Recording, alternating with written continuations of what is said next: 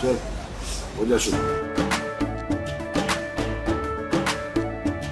केसरिया से मन जोगी हुआ रे, दिल झूमे देखो पतवारा हुआ रे, दिल झूमे देखो पतवारा हुआ रे।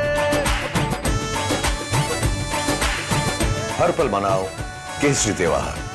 विमल, बोलो जुबान केसरी। बागडोर दी जाए, क्या कहना चाहते हैं? नहीं, आज जब उनका एक बयान छपा इंडियन एक्सप्रेस के इंटरव्यू के हवाले से, तो पता चला कि वो एक इशारा दे रहे हैं कि कई क्षेत्रीय पार्टियां कांग्रेस में आने वाले दिनों में मर्ज हो जाएंगी, विलीन हो जाएंगी। ये जो उनकी भविष्यवाणी है, इसके पीछे उनकी एक पूरी योजना है।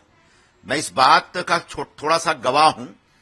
वर्षों पहले कई बार उन्होंने इस प्रकार का प्रयास किया था कि कांग्रेस पार्टी में एनसीपी का विलय हो जाए, और दिग्विजय सिंह ने तो कई बार अधिकृत तौर पर बयान दिया था कि शरद पवार जी अपनी पार्टी मर्ज कर दें, और शरद पवार जी ने प्रस्ताव रखा भी था कांग्रेस नेतृत्व के सामने, लेकिन शर्त यह रखी थी कि उनकी बेटी को महाराष्ट्र में कांग्रेस की कमान सौंपी जाए, जिससे कांग्रेस पार्टी सहमत नहीं हुई, जिसकी वजह से वो जो विलीनीकरण का कार्यक्रम है वो अभी तक लंबित है।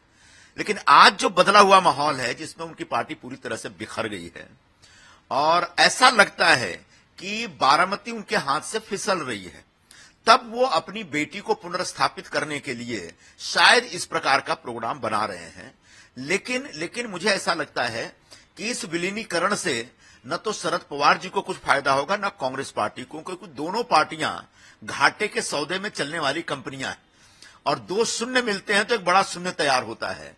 तो न तो कांग्रेस पार्टी को कुछ फायदा होगा, न इनको कुछ फायदा होगा। फिर भी जब एक छटपटाहट होती है तो कोई ना कोई रास्ता आदमी ढूंढता है। मुझे लगता है पवार साहब इसी प्रकार का रास्ता ढूंढने की तैयारी में लगे हुए हैं।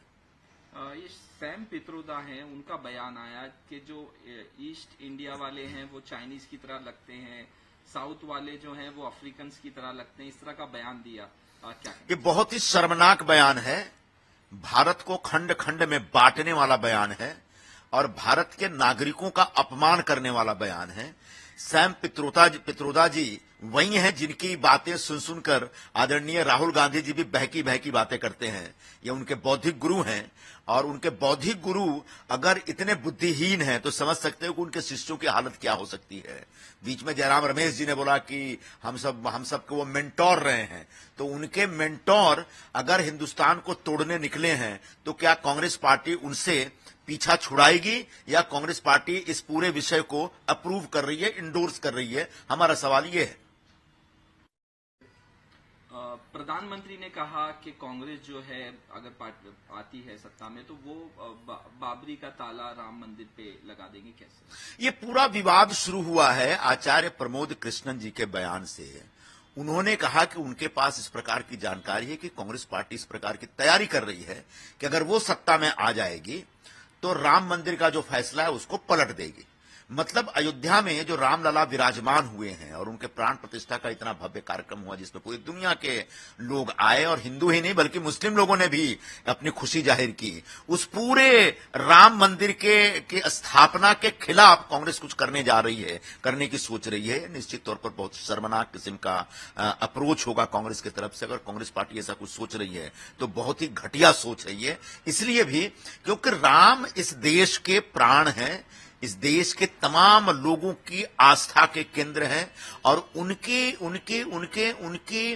उनके जन्म स्थान पर एक भव्य इस प्रकार का मंदिर बनाने का सपना 500 वर्षों से देखा जा रहा था। वहां पर बाबरी मस्जिद कभी हुआ करती थी, जिसके बाद एक जोरदार विवाद हुआ, और उसके बाद अदालत के आदेश पर वहां पर मंदिर की स्थापना हुई, जिसमें प्रधानमंत्री जी स्वयं गए थे।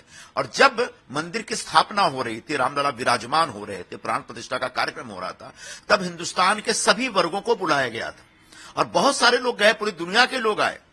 जो कभी मंदिरों में नहीं जाते थे वो भी गए थे, सारे जो विरोधी दल के लोग थे वो लोग भी गए, और कई लोगों ने जो नहीं जा पाए उन्होंने बड़े पोलाइटली अपनी बात कही कि हम बाद में कभी जाएंगे। अकेले कांग्रेस पार्टी ने उस अयोध्या के कार्यक्रम के ऊपर विवाद खड़ा किया और कहा कि एक प्रोपेगेंडा है ये, और ये बीजेपी का कार्यक्रम है। मतलब राम के होने के ऊपर सवाल उठाने की धृष्टता कांग्रेस पार्टी ने की थी, और जिस कांग्रेस के अंदर इस प्रकार की सोच है वो निश्चित तौर पर जो आचार्य साहब कह रहे हैं इस प्रकार की सोच रख सकती है।